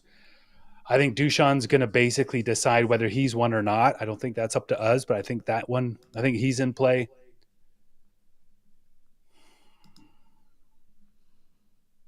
We have no youth to give.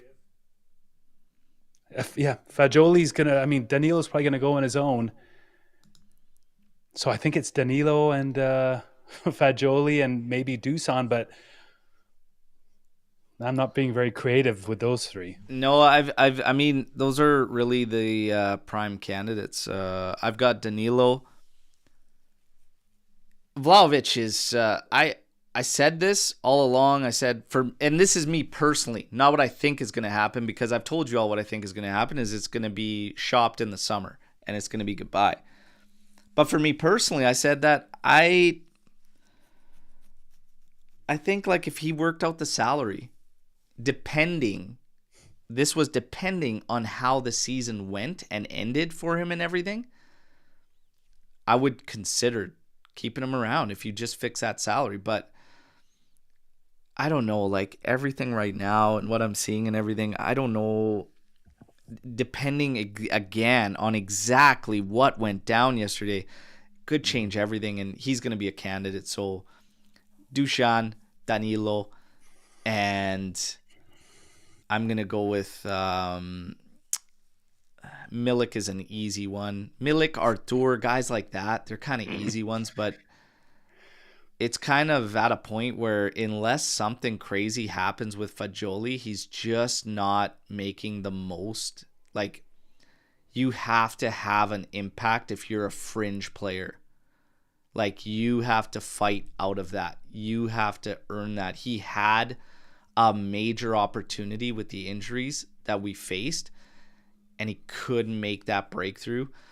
I have serious questions about him mentally, so I'm going to say him. So Dusan, Danilo, Fagioli. Artur and Milik, I don't even consider them in there. So, yeah, we'll go with that.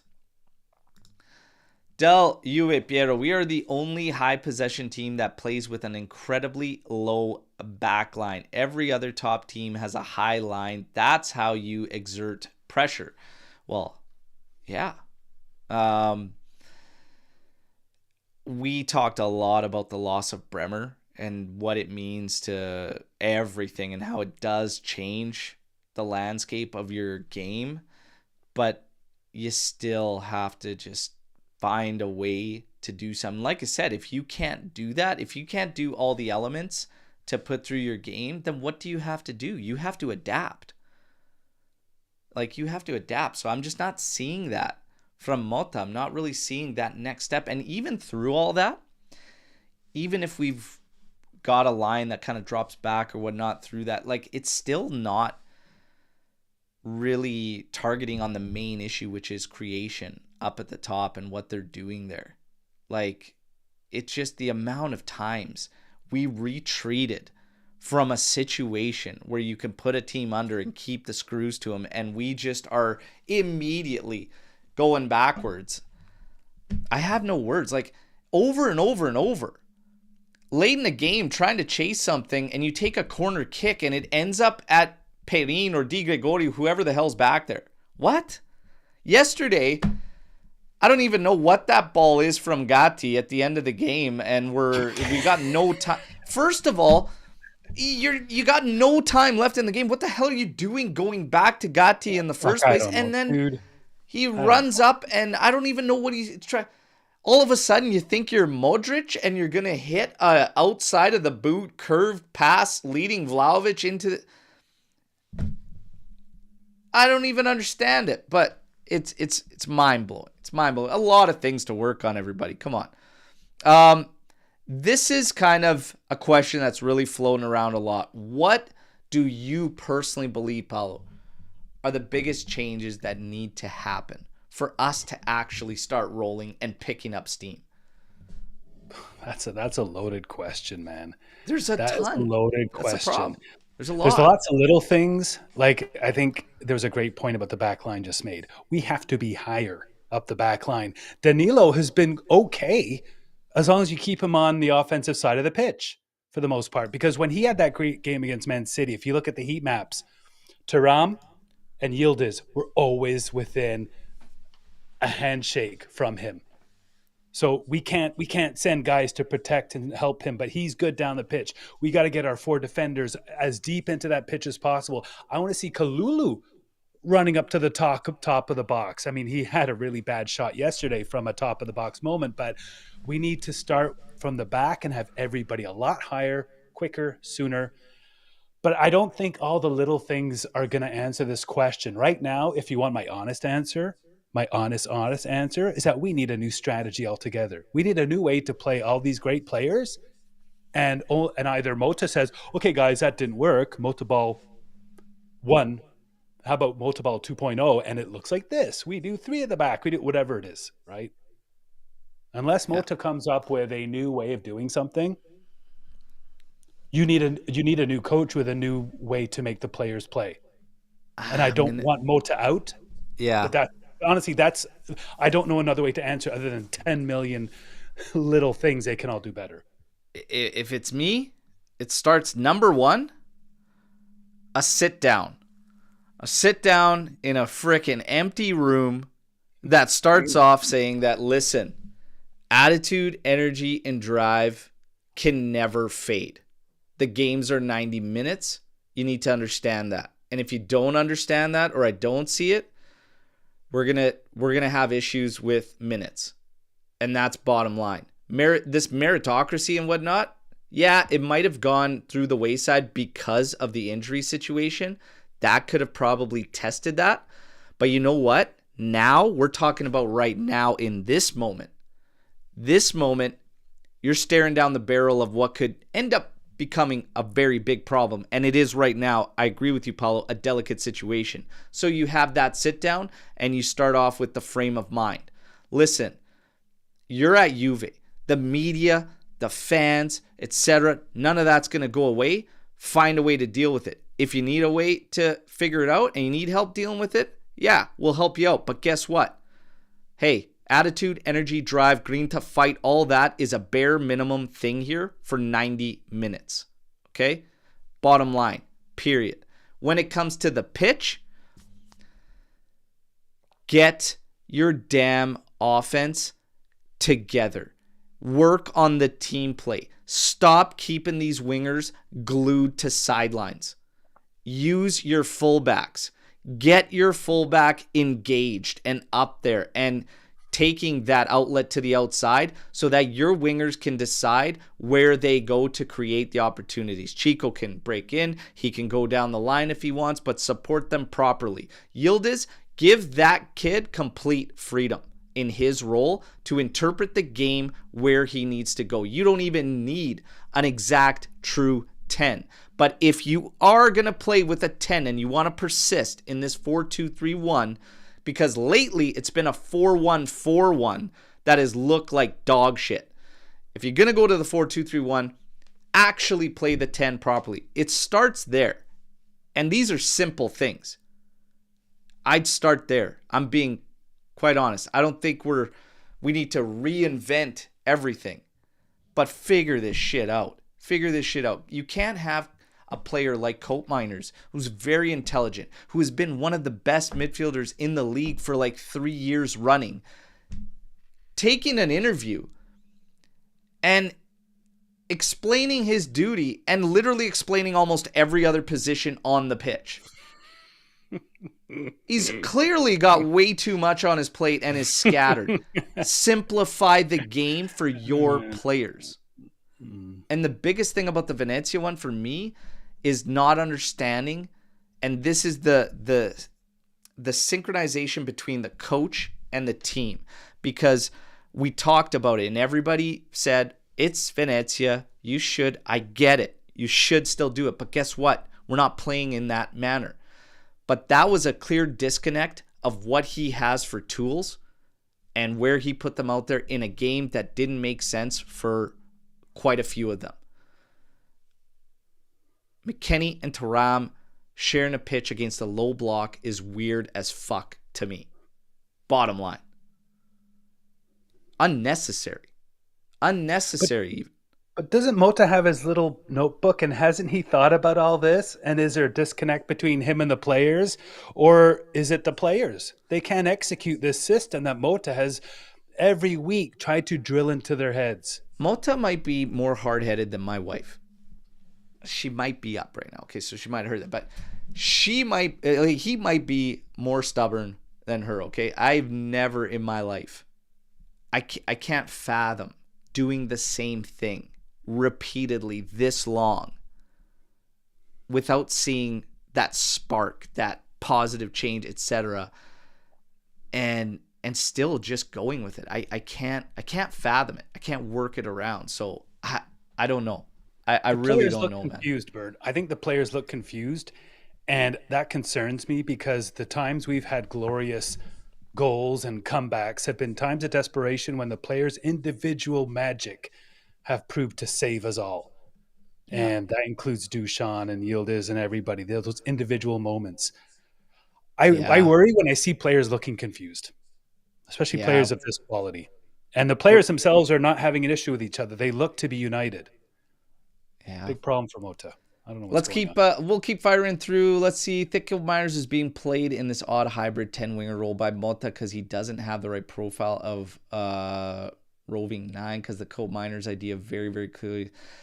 We just got into that one. I don't really understand why we can't just clearly define roles, which is something Pinu just said there. Just define the roles of your players. Should add to the chemistry, etc. Should help if everybody just had a clear understanding. But I think that Cope Miners interview really shed a light on how much he's overthinking. But yeah, we'll see. Neville, I blame Giuntoli more than Mota. The squad at its best is very thin, no depth. How are you expecting players to play at their best when they already played 1,000+ minutes plus international games? You guys know where I stand on all this, the amount of games that are being played across, the world of football, etc. You got to alter training. You got to work through it. Like, what we did is done. The Mercado is the Mercado. We know that there was a couple shortcomings there as far as the depth went, but those are decisions they made. That's part of adapting. It's part of sorting it out. And yeah, these guys are playing a bunch, but are they still training just as hard? Like, is it like, I don't understand why nobody, these journalists and everything, and no shade to them and whatnot, but like, why has nobody asked the question? Why has nobody said, like, how are you managing with all these injuries? Is the training altered? Like, what changes when you go through that as a team? And through all the coverage I've seen, nobody's asked that question. It's weird to me. Giuntoli left a couple holes. He got stung by him with depth. It sucks. It's a reality. We still got to figure it out. I mean, you still got to sort it out. And I go back to players that are out there aren't necessarily the problem for me. It's more. It's deeper. It's deeper than just these guys. I fail to believe that, like, we get guys, we bring them in, and all of a sudden they're shit. Like, what are we, like, something's going on here, okay? Like, these guys play, like, Cope Miners is a solid midfielder, for years, one of the best in Serie A, and it's just like, he comes here and it's like, no, this guy's no good. What? Like, you got Luis, who in the Prem, like, great, 2 solid years, solid years, hasn't been injured since 2021. What's going on? What is the mojo here? I don't know, man. I don't know. It's crazy. I don't get it. Now, Del Juve Piero saying growing pains is understandable, but that should involve the team actually growing, which we're clearly exactly. Thank you. Thank you. Thank you. Steps back. The situation with Dusan yesterday turned ugly, almost like the Icardi situation with Inter. I was on the fence with him, but now he must leave. We will miss him like he missed an open net. Ooh, strong comment there from Neville. Ouch. Ooh. Okay, Dels. My personal choice after Max was Gasperini. I wasn't against Mota, but given the choice, I wanted Gasp. I know he's unpopular with the fan base for some reason, but you can't deny what he's built at Ladea. It's yeah. They're playing well. The crazy thing is that everybody that goes there fits in, and it's like the opposite of what we are struggling with. Guys come here and we can't get them rolling. Guys go there, they roll, and it doesn't matter who it is. He's got something cooking. I still think it's the steroids, but nonetheless, yeah, he's doing a good job. Unless he comes here and he's shit. What's that? Unless Gasperini comes here and he's shit. Could you imagine? Like, it just, I don't know. We got some bad mojo. We got to figure it out. Culture. Start there. Who do you think the replacement of Vlahovic will be if it happens? I have no idea, to be honest. It'll come down to at the moment and how it goes. It'll come down to the deal, how much capital we even pull out of that move. The deals for other players. There's going to be key guys that are going to be out there, but it's going to be big money, right? So I don't really know what Juve does there. I really couldn't even pinpoint something now. We could talk about who we'd like to see, but I don't know. Is Isaac to Juve somehow possible? Anything is possible. He would be great. I was thinking about Isak before, and I'd love to have him here, but they're not going to get rid of him. I think they'll get rid of Guimaraes before they get rid of Isak. But like you said, Bert, if you give me 80 or 100 million for Dusan, then maybe you can pull a couple of things together, right? Yeah. And I just sadly don't see it happening. No. I think Dusan is going to be like maybe a 40 to 50 mil move. And I think 50 would be huge. That'd be a disaster.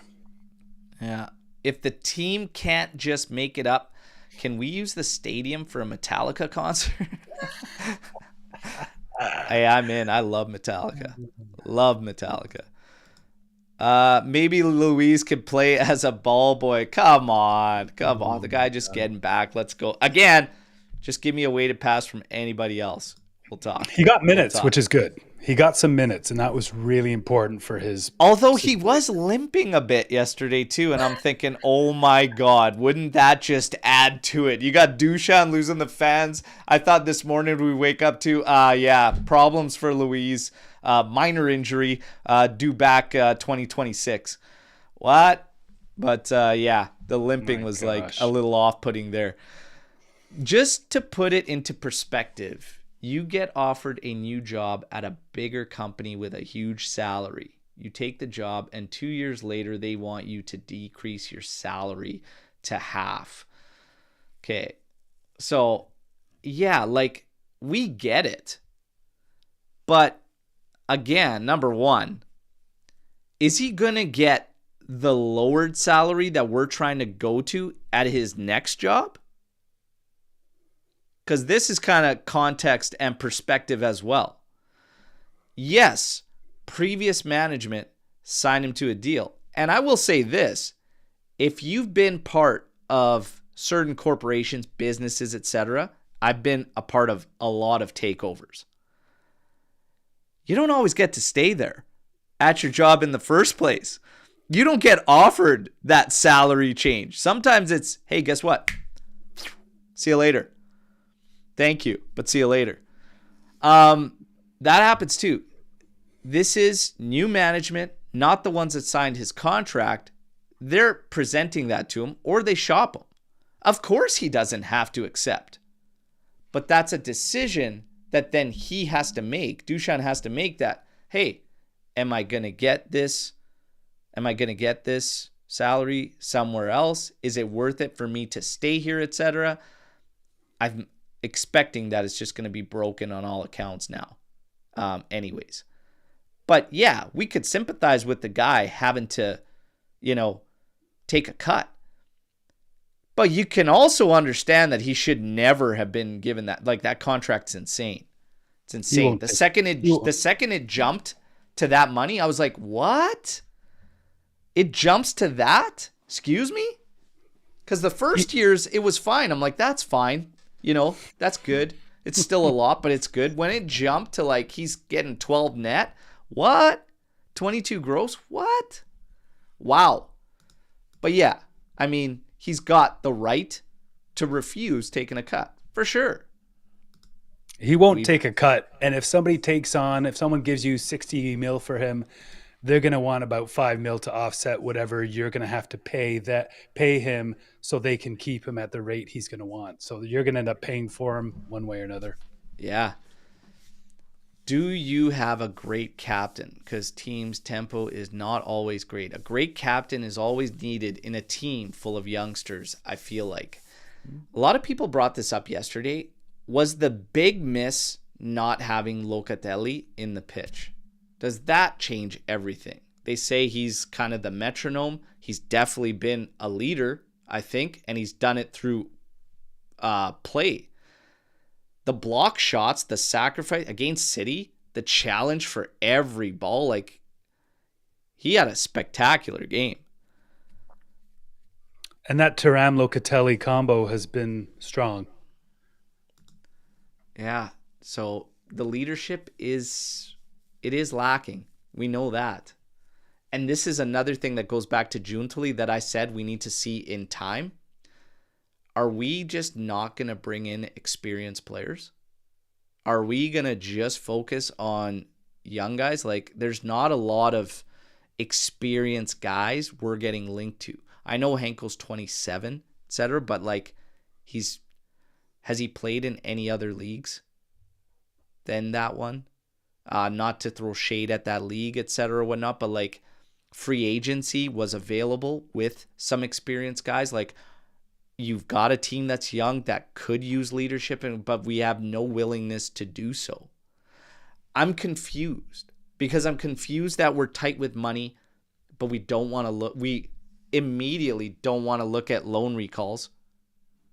Guys that have ties to your team, you know, the backline's hurt and Rugani's a clear look. Okay, doesn't fit the mold, whatever. It's like, okay, well then go spend 40 for Henko. That might work, might not.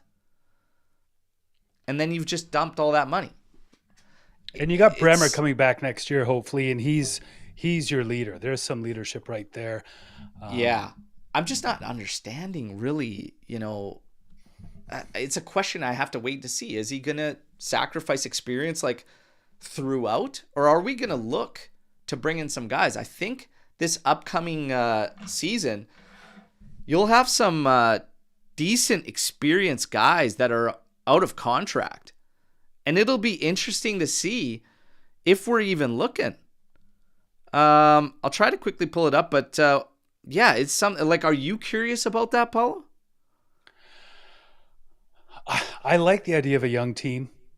And the reason I like the idea of a young team is that you have a chance to get a run of a few seasons in a row where they grow together and they dominate. And you have that chemistry. As far as getting some more experience in there, maybe some more leadership, it's going to be interesting to see who you bring into this situation. And when I mean this situation, I mean this roster, this management, this coach, this place in the standings. Who can you bring in that all the players look to and say, yes, like Danila's still there, Coop's still there, Thuram's not a kid. Vlahovic is kind of his own leader.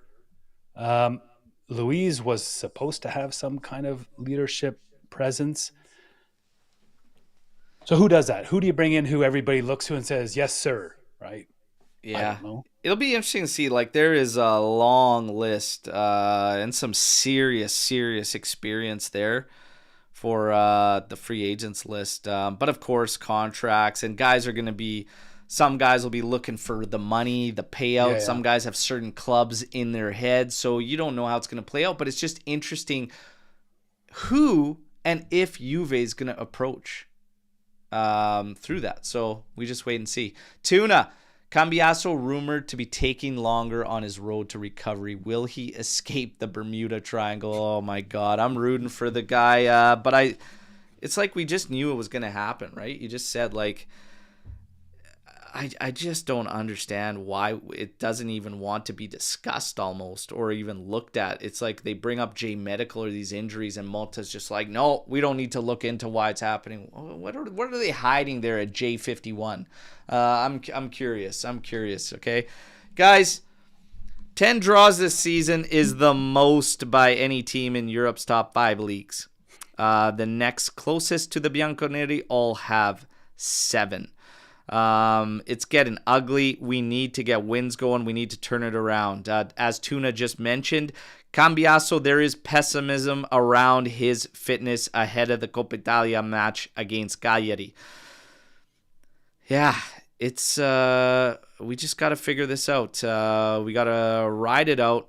We've been battling this entire season really out from the start. The start was red hot, but yeah, you plateaued. And now I think you've regressed. So there's major work to be done. Nobody gets a pass. That's the truth of it. Nobody gets a pass. Players, coaching, Giuntoli, like nobody gets the pass. And that's kind of where I'm at with everything. Nobody gets a pass. Growing pains, trust the process, all this, for me, there is no pass. Top 4 outside of that is crazy to me. What percentage do you give for top 4, Bert? Right now. So what percentage do you think chances are of getting top 4 at the end of the year? Playing the way we are right now, 65% maybe, 70% if we play the way we are right now. Not even 70, maybe 60 to 65% if we play the way we are right now. I'm at 60, 65%. Where are you at? 40 or 50. I need to see some wins, and we're not getting the easy ones. These other teams above us are still winning. I'm worried. I'm really worried. I like Mitch the team. is at I like 99.9%. Oh my goodness, man. I wish I was there.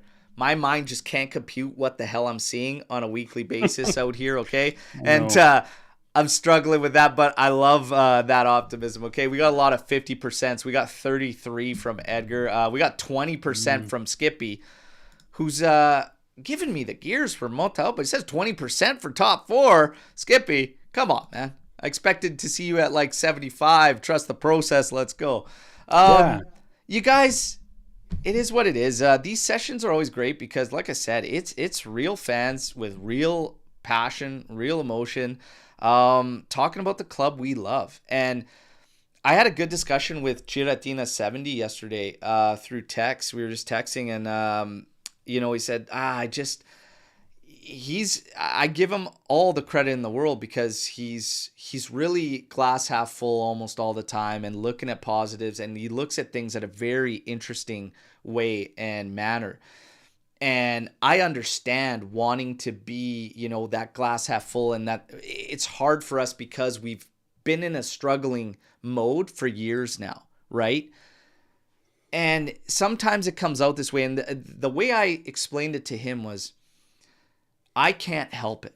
I will always be 100% genuine and authentic. I will never come out and tell people, no, this is all good, whatever, if I don't truly believe it.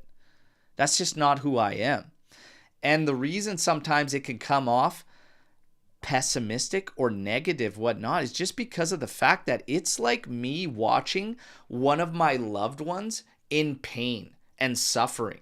And it breaks me down. And I want to do everything in my power to just make it right and have it right and just be all good. Like, that's why it literally kills me that we're out here tripping on our dicks and we're looking for excuses all over, and we're turning into something that is not Juve, that is unrecognizable to me. My loved one is not my loved one anymore. I want Juve back more than anything. So it hurts. It hurts. That's the only way I can explain it. But what I saw yesterday, the watch-alongs, I started doing this a little bit more. We want to get way more interaction from all of you. Big shout out to Trimboli, who was out at the Toronto fan club, that got more content. We're going to be pushing more content with opportunities for all of you to get involved. The members that are already in our private members chat, like, we want you coming up with show ideas and you to be on them with us. The watch-alongs, the call-ins, we're going to keep it firing because I actually loved it. And it made me feel better hearing all of you, and not just me coming out here and like, is anybody there with me? Are we here? And it's amazing. And my pops, we got to get my pops on more. That clip's going to go flying around there. It was pretty gold. But Paulo, like, are you the same as me? It's like watching a loved one just down and out, and you're like, come on. Let's Bert, go. The light's entering the room. Okay. It's much more brighter now at the end. The light's entering the room. Yesterday, the community rallied around the game, shared their feelings, their ups and downs. The call-ins were great. I think this is a safe place. I think as you try and help your loved one, Bert, we are all here helping that same loved one. We're all connected, right, to Juve for our passion for the game, for our passion for this club. And I think that's the positive. That's the positive. I think the Yeah. community is fantastic. We are fans. We're not experts. We're not coaches. We're not pundits. We're fans and part of this community, and we're sharing our love for Juve because it's a place to go and celebrate or cry together about how this team does. Sometimes when you're at home alone, you're on the road, you move to a new city, whatever it is, your community's here. And I think this is where Juve is celebrated, and also it's therapy sometimes, right? We need therapy sometimes, it's ride or die with your loved ones no matter what. And the AJC Army, there's nobody else I would rather ride or die with. You guys are second to none. Loved it. The call-ins went wild yesterday. We are definitely going to keep it rolling for the watch-alongs, all right? So thank you, everybody, for that. We've got Coppa Italia on deck. Is there an early prediction from all of you, Paolo, on the Coppa Italia? What do you want to see in the lineup for the Coppa Italia? Because normally you get a lot of turnover, a lot of change, and you could play those youngsters and get through that game. But we talked about it with Venezia, not really happening. What do you want to see for the lineup, and what's an early prediction? Let's go. And I love Rasso coming in here right away, 2-0 Juve. Yeah, fuck it. No matter what's going on, let the room be burning around us. Juve comes through, 2-0 Juve. City's on fire. I don't know. I think we don't have Champions League till January now. Yeah. So let's focus on some of these domestic matters, including the Copa. We are defending champs, right? I say you put your best lineup out there. You try and get a W. You try and look good. You solve some things. Mota, step up. Get these guys feeling good and playing well. This is... I'm not going to say a draw. God, well, because if it goes draw, then it ends up going into what? Will they do? Yeah, they'll do extra. They'll do extra. Don't and then they go shoot right out. to PKs? You got to go winner. You got to get a winner. Right. Okay. So it's not two legs until semis. All right. 2-1. Juve. I like it. Pino's going 0-0, and then that'll go into extras. And whew. I wouldn't be surprised. I would not be surprised. I'm going to say this, now that you got guys fit and everything, let's go with a little bit of meritocracy. I'm going to be honest. I'd actually sit Cope Miners that game. I actually would. I think you do play Luis out there. I think Locatelli needs to play. And I'm not afraid to turn that needle. Cagliari is not like you are going to have possession. I want to see Luis, Loca, and you know what? I'm not against getting Adzic out there, but let's just go for get Yildiz up there. Play him properly. Get him Bangula on one side. And you know what? Yeah, it is Copa. When I throw Chico on the other to start the game, give him like a half. Give him like 55 minutes. Get him out, whatever. Take care of business. Get Vlahovic up top. Across the back, the story writes itself. We know that. And you know what? Cope Miners can help probably at the back, since everybody was talking about him playing at the back. You're going to be low for subs in the back as well. Cambiaso out. Save him. He can come in and help or push Loca back if you need. That's what I would do. That's what I would do. One thing, Bert, we didn't talk about was that Mota was high up watching the game yesterday, right? So he had a view that he can't unsee. He was there and he felt it and he saw it. So whatever he doesn't see from the sideline, which is a very poor vantage point, he was up high and he saw it all. Let's see what that inspired him to do, per se. Yeah, hopefully. And I mean, the video, like they're always going to be going through video and stuff like that. Right, but when you're there in person, when you're there... I'm just saying it adds to why I can't understand why he's got to figure. But I hope you're right, because there are things that I can't unsee that I wish I could out of this season. So hopefully now he's got something that he wishes he can unsee, and he's like, I'm hell bent on getting it fixed. But I swear to God, he's more stubborn than my wife, and that's a lot. So let's go, man. Fix it, get it done. But let's see what happens. Luis, Loca, Chico, Yildiz. Yeah, I'm down. And Cope Miners should rest. Yeah, I'm okay with sitting them. Let's go. And Skippy here. Alberto, love your passion. I do love grinding your gears. I would have it no other way, man. I love it. I appreciate it. And like I said, everybody, the support's been amazing. So two quick reminders before we kind of sign off. North America, there was an announcement for the fan tour coming up. And even if you're looking to come in for Club World Cup, I'm going to stress like both of these things. The fanfare that takes place, the opening dates are January 18th, 19th in Houston. J Village is going to be set up at one of the British International School of Houston, etc. That's going to be a major event, and there should be definitely characters around the Juventus world that play a part in that. There's going to be major stuff going around in North America, in hype, and getting ready for the Club World Cup. That's the first date I have so far.